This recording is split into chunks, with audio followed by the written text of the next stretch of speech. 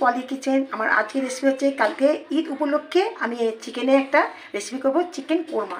Chicken korma করার জন্য এখানে আমি 600 গ্রাম চিকেন নিয়েছি, এরকম সাইজে।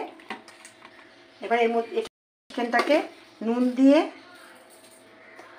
আর দই দিয়ে ম্যারিনেশন করে কিছুক্ষণ রেখে দেবো।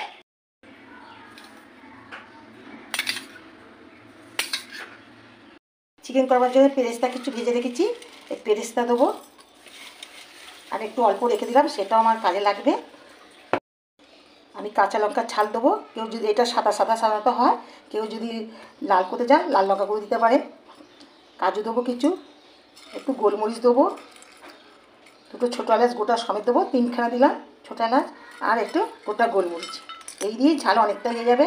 তারপরে এর জন্য যদি কেউ মনে করেন, প্রয়োজন মনে করেন, তাহলে লাল লঙ্কা গুঁড়ো কিংবা লাল করার জন্য কাশ্মীরি লঙ্কা গুঁড়ো আমরা ব্যবহার করতে পারি। এবার আমি চিকেন কোরমাটা করবো, একটু সাদা তেল দিচ্ছি, তার মধ্যে অল্প করে গা ঘি দেবো, পেঁয়াজটা ভাজবো সেন্ট হবে সেই জন্য। এবার আমি তেজপাতা ফোড়ন দেবো, দুটো দারচিনি ফোড়ন দেবো, দিয়ে বাকি পেঁয়াজটা কাঁচা কাঁচা অবস্থায় ভাজবো।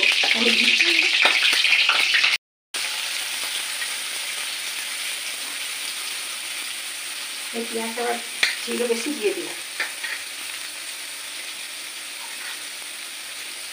ভাজবো না, জাস্ট বাদামি কালার হবে। আমি অল্প করে পেস্ট দিয়ে রেখে দিলাম, বাদামি কালার হলে লাগিয়ে দেবো। এবার এর মধ্যে দেবো একটু পেঁয়াজ বাটা আর রসুন বাটা, আদা বাটা, 1 চামচে জিরে গুঁড়ো। ধনে গুঁড়োটা কিন্তু আমি খুব কম দেবো, জিরে গুঁড়ো যেমন কি ধনে গুঁড়ো অল্প করে দেবো। চিনিটা অবশ্যই দেবেন ব্যালেন্স রাখার জন্য। কাঁচা গন্ধ যতক্ষণ না যায় আদা রসুনে, ততক্ষণ আমি এটাকে ভালো করে কষিয়ে নেব। ম্যারিনেশন করা চিকেনটা আমি দিয়ে দেবো, জমে গেছে, একদম বসে গেছে, যেহেতু দই আছে।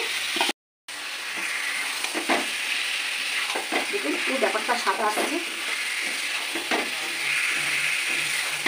এক্ষুনি জয়িত্রী এই গ্রেটার দিয়ে আমি একটু ঘষে দেবো, জায়ফল একটু আমি গ্রেটার দিয়ে সাহায্যে একটু ঘষে অল্প করে দেবো, বেশি দেবো না। মধ্যে আমি পাউডার দুধ দেবো, দেখুন এর আমুলিয়া প্যাকেট দুধ দেবো। যদি আপনাদের প্যাকেট দুধ না থাকে আমরা লিকুইড দুধও দিতে পারি। আমি আবার ভালো করে কষিয়ে নেবো।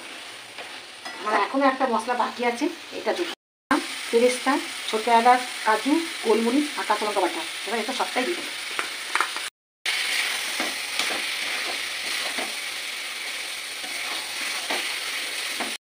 তেল বেরিয়ে গেছে, মানে আমার মশলাটা কষা হয়ে গেছে।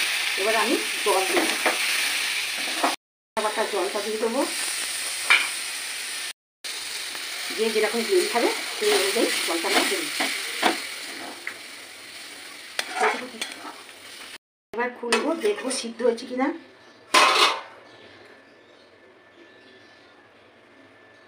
ভালো সিদ্ধ হয়ে গেছে। আমরা লাগবে এই পেস্তার মধ্যে একটু গুঁড়ো দুধ আমি ছড়িয়ে দেবো। এটা একটা মামা তৈরি করলাম। একটু চিনি দেবো, সবগুলো একসাথে ভালো করে মিশ্রণ করবো। এরকম ধরনের জিনিসটা হয়েছে, এই ধরনের জিনিসটা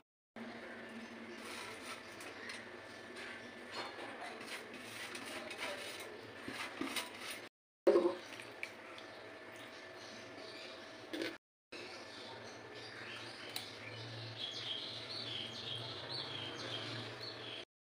কাঁচা লঙ্কা লাল পাকা 4 চামচ আবার দিয়ে দেবেন। এটা হচ্ছে অ্যাকচুয়ালি নবাবী রান্না, লুচি, রুটি, পরোটা, নান, ফ্রাইড রাইস সবের সাথে যাবে।